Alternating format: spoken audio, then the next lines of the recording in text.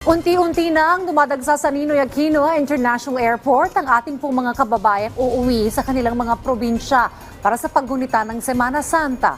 Si Gab Villegas sa detalye live. Gab?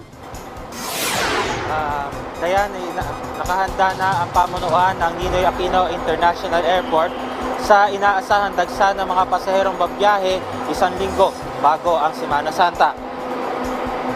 Ayon sa Manila International Airport Authority, inaasahang madadagdagan pa ng 15,000 ang passenger traffic sa NAIA pagsapit ng Holy Week, kung saan lagpas ito sa karaniwang bilang na 135,000 kada araw.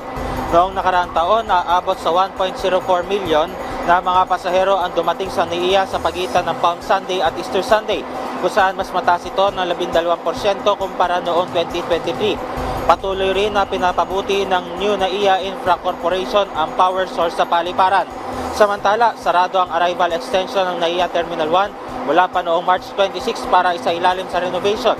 Kasama sa proyekto ang pagkakaroon ng bagong arrival curbside, upgraded na roofing, pinalawak na commercial area, karagdagang palikuran at designated pick-up base para sa mga ride-hailing services.